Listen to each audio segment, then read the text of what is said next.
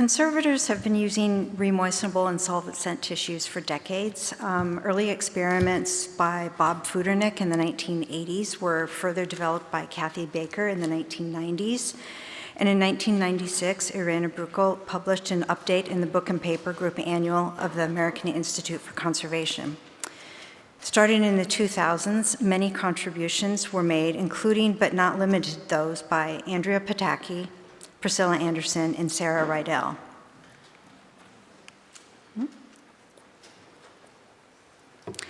The first use at Harvard was in the early 2000s when book conservators used them primarily for quick repairs done outside of the lab. This evolved to include both remoistenable and solvent-set tissues made with a variety of adhesives and Japanese papers that are now a routine part of our toolkit.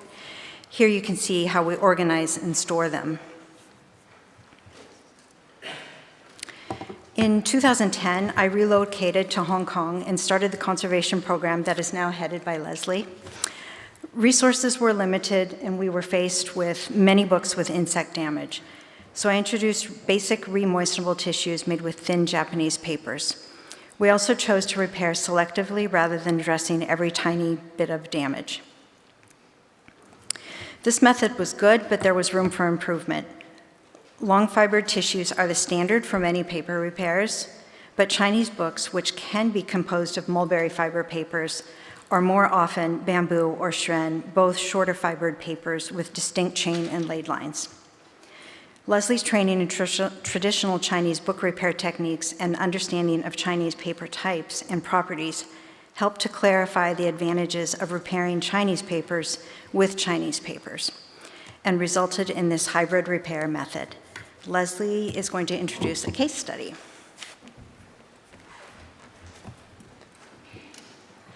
So when dealing with the collection that have severe insect damage, we recognize the needs to explore alternative methods. So here's an example from our Hong Kong Chinese merchant collection. The Ma Xuchao ledger is a key historical record of pre-war Hong Kong commerce, and its poor condition made it inaccessible.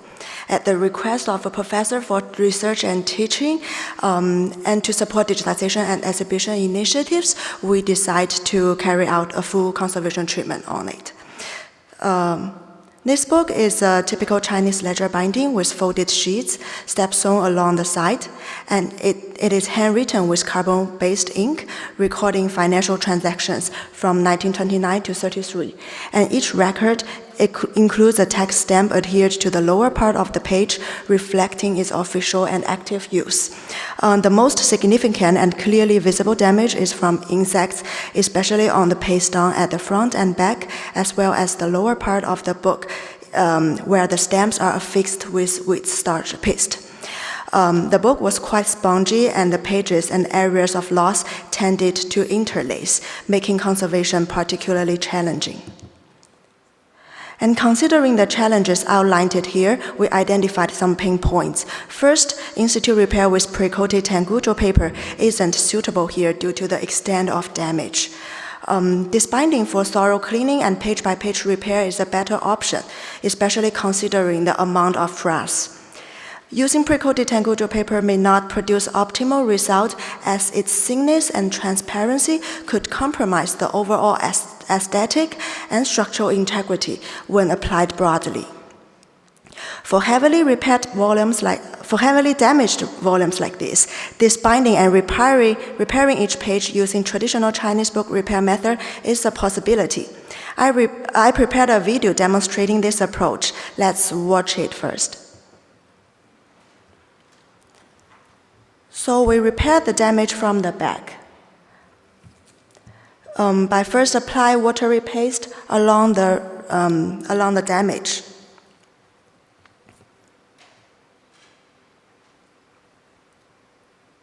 And then trace the shape of the damage with a water brush on top of the repair paper.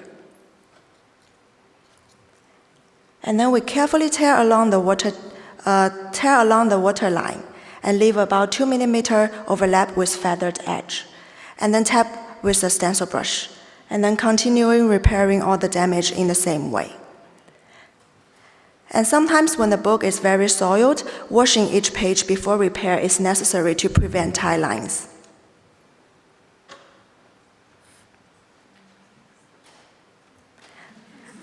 And until all the inset holes are repaired, flatten the entire leaf.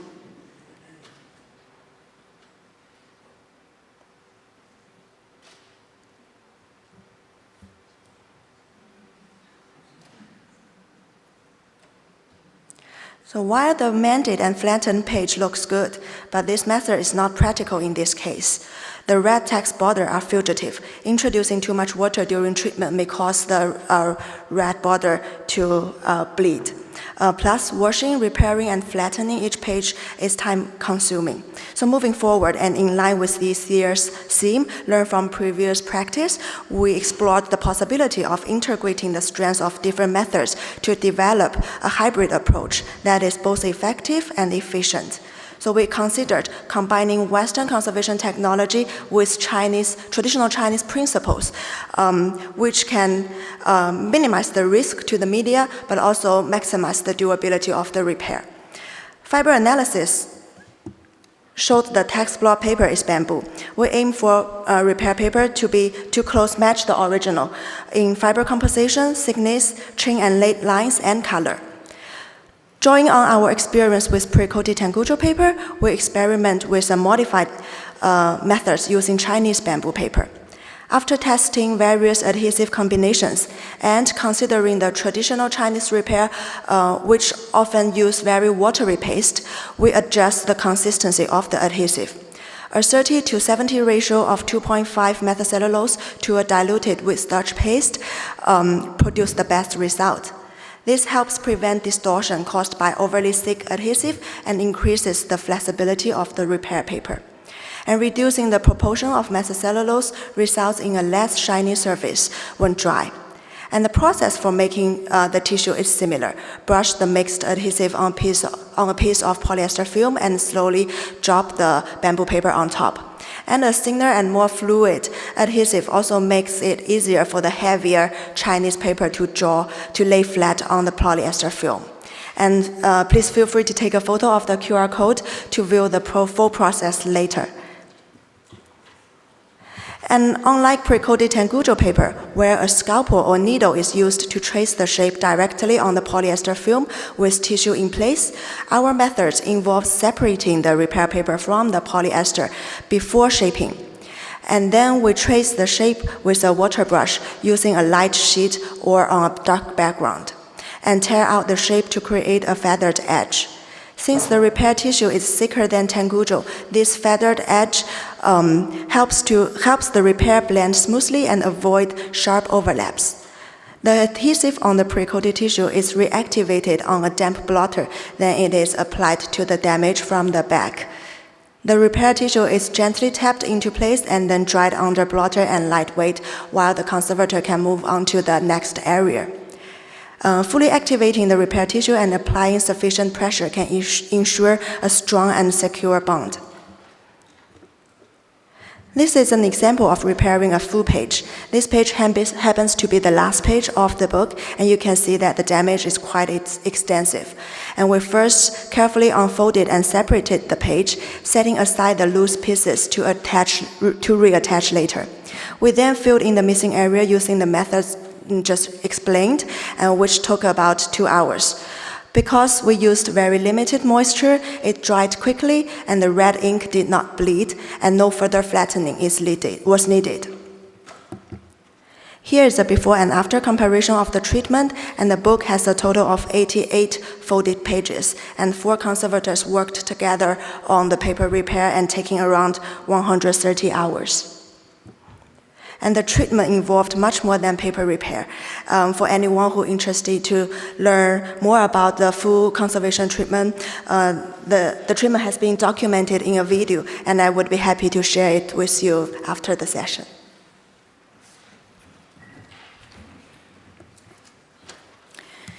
So this hybrid repair method offers several notable advantages. It is compatible in look and function with most Chinese papers with relatively short fibers and low tensile strength. This approach is less invasive, introducing minimal moisture and allowing repairs without the need to disbind. Shaped repair tissue can be placed on a polyester strip and inserted into the folds to repair from the verso. The method improves efficiency by enabling faster and safer shaping of the repaired paper, eliminating the risk of tidelines, shortening drying time, and reducing the need for frequent paste preparation.